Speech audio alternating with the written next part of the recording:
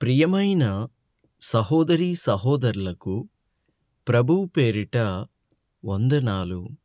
మీకు మీ కుటుంబానికి యేసుక్రీస్తు యొద్ద నుండి దీవెనలు ఆశీర్వాదములు మెండుగా కలుగునుగాక. ఈరోజు యేసుక్రీస్తు యొద్ద నుండి మీకు బంగారు మాట, దేవుని వాగ్దానము. యోహాను సువార్త 14వ అధ్యాయము 26వ వచనము. ఆదరణకర్త అనగా తండ్రి నామమున పంపబోవు పరిశుద్ధాత్మ లేక ఉత్తరవాది సమస్తమును మీకు బోధించి నేను మీతో చెప్పిన సంగతులన్నిటినీ మీకు జ్ఞాపకము చేయును. But the comforter which is the Holy Ghost, whom the Father will send in my name, he shall teach you all things and bring all things to your remembrance whatsoever I have said unto you. ప్రతీది మీకు జ్ఞాపకము చేయును, నేను చెప్పిన ప్రతీది మీకు జ్ఞాపకము చేయును. దేవుని బిడ్డ, నీకు లేదా ఆనాడు అపోస్తులకి ప్రభువైన యేసుక్రీస్తు ఏం చెప్పాడో అవన్నీ కూడా నీకు పరిశుద్ధాత్మ దేవుడు జ్ఞాపకం చేస్తాడు. ఆ మాట దేవుడిక్కడ ప్రభువైన యేసుక్రీస్తు ఇక్కడ శిష్యులతో మాట్లాడుతూ ఉన్నాడు. దేవునికి మహిమ కలుగునుగాక. దేవుడు అనగా యేసుక్రీస్తు తనను తాను తన శిష్యులకు కనబరుచుకుంటూ చివరిగా ఈ మాటలను ఆయన జ్ఞాపకము చేస్తూ ఉన్నాడు. ఎవరిని పంపిస్తాడంట? తండ్రి అయిన దేవుడు ఆదరణకర్తను పంపిస్తాడంట. ఆ మాటయే చూడండి ఎంత బాగుందో, ఆదరణకర్త. ఈ భూమి మీదున్న మనిషికి ప్రస్తుత కాలంలో కావలసినది, కరువవుతున్నది ఏమిటి అంటే ఆదరణే. అన్నీ ఉంటున్నాయి కానీ ఆదరణ రాను రాను పోను పోను తగ్గిపోతుంది. కారణం ఏమిటో తెలుసా?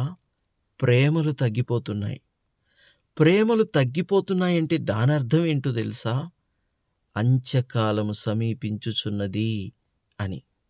అంత్యకాలమున ప్రేమలు తగ్గిపోతాయని వాక్యం సెలవిస్తోంది. దేవుని బిడ్డ, ఈరోజు మనం చూసినట్లయితే ప్రేమలు చల్లారిపోతున్నాయి. భర్త మీద భార్యకు ప్రేమ ఉండటం లేదు, భార్య మీద భర్తకు ప్రేమ ఉండటం లేదు. అందరూ ఇలాగున్నారని చెప్పట్లేదు, కానీ ఎంతో కొంత ఒక 30 ఏళ్ల కింద చూసిన జంటను మనం చూసి ఇప్పుడు పెళ్ళిళ్ళు చేసుకుంటున్న జంటలను మనం చూస్తుంటే తెలుస్తోంది ఆ వ్యత్యాసం. ఇంకా అంతకుముందు 50 ఏళ్ల క్రితము ఉన్నవారిని చూసిన వారి ప్రేమను మనము గమనించిన వారు ఒకరికి ఒకరు లోబడి ప్రేమించుకుంటూ గౌరవించుకుంటూ వారు తిట్టుకుంటూనో అరుచుకుంటూనో కానీ చివరికి ప్రేమగా ఉండటం కల్లారా చూస్తున్నాం. ఒక బంధానికి, ఒక బంధుత్వానికి విలువనివ్వడం, వారు ఒకరిని ఒకరు గౌరవించుకోవడం, ప్రేమించుకోవడం చూస్తున్నాం. కానీ ఇప్పటి కాలంలో ఏమవుతుందంటే నేను బాగుంటే చాలు, నాకేంటి లాభం, నాకేంటి ప్రాఫిట్, నాకేంటి అనే విధానంలోనే అందరూ ఆలోచిస్తున్నారు. కేవలం స్వార్థపూరితంగా ఆలోచిస్తున్నారు. కానీ ఒక్కసారి నేను పెళ్లి చేసుకున్నాను, నా భర్తతో నమ్మకంగా ఉండాలి. ఒకసారి నేను పెళ్లి చేసుకున్నాను, నా భార్యతో నమ్మకంగా ఉండాలి. కష్టంలో, నష్టంలో, శ్రమలో, ఇరుకులో, ఇబ్బందిలో, వ్యాధిలో, బాధలో నా భర్తను నేను విడవను, నా భార్యను నేను విడవను అని తనను తాను మరి చేసుకున్న భార్య కొరకు త్యాగం చేసేవాళ్ళు ఎంతమంది ఉన్నారు? చేసుకున్న భర్త కొరకు త్యాగం చేసేవాళ్ళు ఎంతమంది ఉన్నారు? తన పిల్లల కొరకు తన సంతోషాన్ని, తన ఆనందాన్ని పక్కన పెట్టి పిల్లల భవిష్యత్తును గురించి ఆలోచించేవారు ఎంతమంది కనబడుతున్నారు? కొంతమంది తల్లిదండ్రులైతే ఆడపిల్ల పుడుతుందని తెలిసి అబార్షన్లు చేయించేవాళ్ళు, ఆడపిల్ల పుట్టిందని చెప్పి తీసుకెళ్లి చెత్త కుప్పలలో, రోడ్ల మీద పడేసేవాళ్ళు, మట్టిలో కప్పెట్టేవాళ్ళు, కుక్కలకు విసిరేసేవాళ్ళు లోకం మీద ఎంతమంది కనబడుతున్నారు. ఆడపిల్లైనంత మాత్రాన రోడ్డు మీద విసిరేస్తారా? ఆడపిల్లైనంత మాత్రాన నీళ్ళల్లో పడేస్తారా? ఆడపిల్లైనంత మాత్రాన రోడ్ల మీద విసిరేసి ఎక్కడంటే అక్కడ పడేస్తారా? ఆడపిల్ల మనిషి కాదా? ఆడపిల్లంటే అంత తేలికనా? దేవుని బిడ్డ, మనము లోకానికి వెలుగై ఉండవలసిన వారము గనుక అలాంటి వాటిని మనము ఖండిద్దాము. అలాంటి వారికి మనము మంచి మాటలు చెప్పి ప్రార్థన చేసి ఆ చెడ్డ ఆలోచన నుండి వారిని బయటికి తీసుకొద్దాం. లేరా ఇలాంటి వారు లోకంలో ఆడపిల్ల పుట్టిందని చెప్పి పడేసేవాళ్ళు, ఆడపిల్ల పుట్టిందని చెప్పి వదిలేసేవాళ్ళు, ఇంకా కొంతమంది ఆడపిల్ల పుట్టిందని భార్యను కూడా వదిలేస్తారు. ఇదెక్కడి దారుణం? ఇదెక్కడి అన్యాయం? దేవుని బిడ్డ, ఆడపిల్లో మగపిల్లో దేవుడు నీ జీవితంలో వారినివ్వడం ఆయనకిష్టమై ఉన్నప్పుడు నీవు వారిని విడిచిపెడితే అది ఎంతవరకు న్యాయమో? ఆ విడవబడిన ఆ కుమార్తెకు, విడవబడిన ఆ భార్యకు ఆదరణ ఎలా కలుగుతుంది? దేవుని బిడ్డలారా, కొంతకాలం కిందటి మనుషులను చూసుకుంటే వారిలో కూడా తప్పులుంటాయి, పొరపాట్లుంటాయి, లోపాలుంటాయి, పాపాలుంటాయి. కానీ మనంత కఠినముగా వారు లేరు అనేది నా యొక్క ఉద్దేశం. ఇప్పటి కాలము వారిని చూసినట్లయితే అందరూ కాదు, మరలా చెప్తున్నాను, అందరూ కాదు, చాలా మటుకు ఓర్పు లేదు, సహనము లేదు. భార్యతో ఎలా మాట్లాడుతున్నామో తెలియట్లేదు, భర్తతో ఎలా మాట్లాడుతున్నామో, ఎలా ప్రవర్తిస్తున్నామో తెలియట్లేదు. కారణం ఏమిటో కానీ విలువలు లేకుండా అయిపోతూ ఉన్నాయి. భర్తను తక్కువ చేసి మాట్లాడడం, భార్యను హీనంగా చూస్తూ మాట్లాడడం. గత కాలంలో ఒకటి ఉండేది, భార్య భర్తకు భయపడేది, భర్త ఆ భార్యను ప్రేమగా చూసుకునేవాడు. లేదంటే ఒకవేళ భయపెట్టిన తర్వాత ప్రేమగా చూసుకునేవాడు. ఇప్పుడేంటంటే నాకేంటి, ప్రతి విషయంలో కూడా నాకేంటి అని ఆలోచించే వాళ్ళు చాలామంది ఉంటూ ఉన్నారు.